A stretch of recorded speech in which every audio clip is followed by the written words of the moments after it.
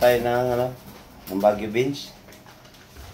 Lagyan po siya ng oyster sauce. May halo na pork. Yan po.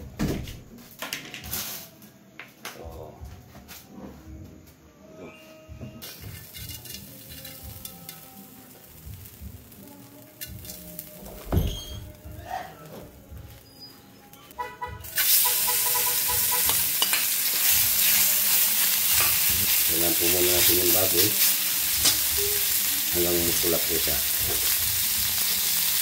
Yun na po, wala po ko nilagay ng mantika, nilagyan ko lang po ng asin para hindi po kumapit sa ating kawali.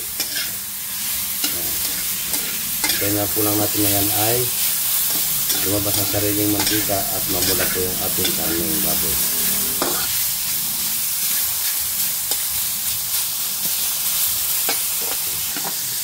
Yan po, kita nyo naman po, sariling mantika niya po yan.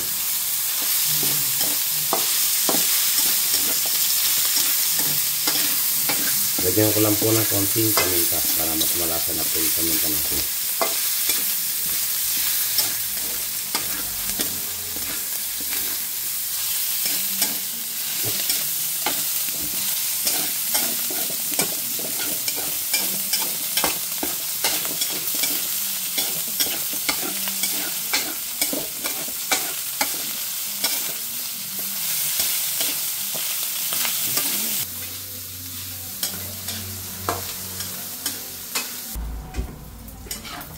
So yan po, nakita nyo naman po, mapula na talaga yung karne natin at luto na rin po yan.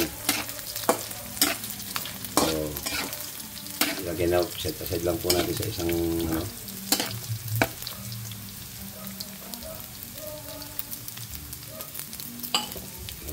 ating sibuyas.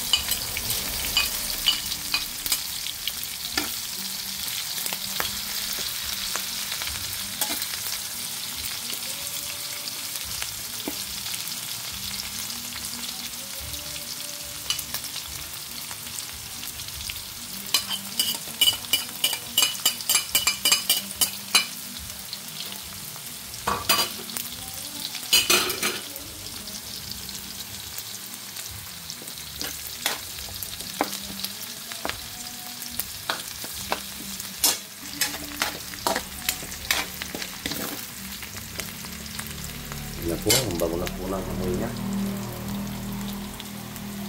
At doon po tayo ng konting black pepper.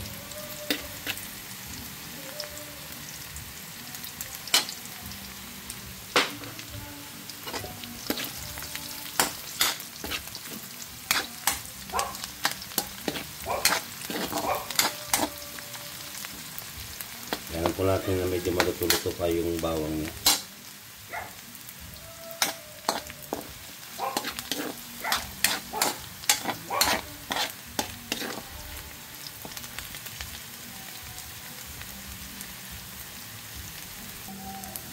Ito na po yung ating Baguio beans.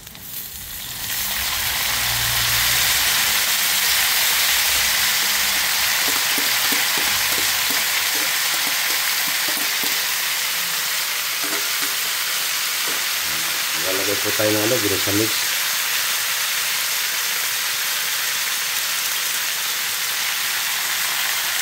Ito yung kanting palasa po na baking.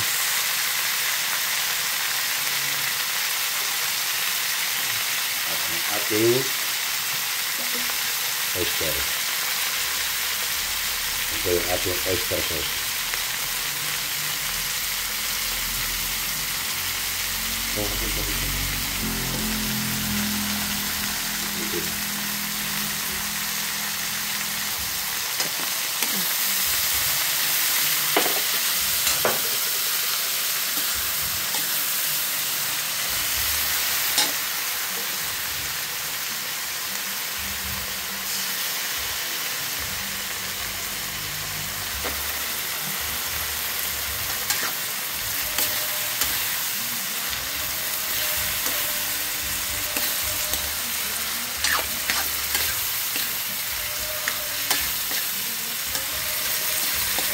So yan po, 2 to 3 minutes lang po yan. Luto na po yung ating gulay.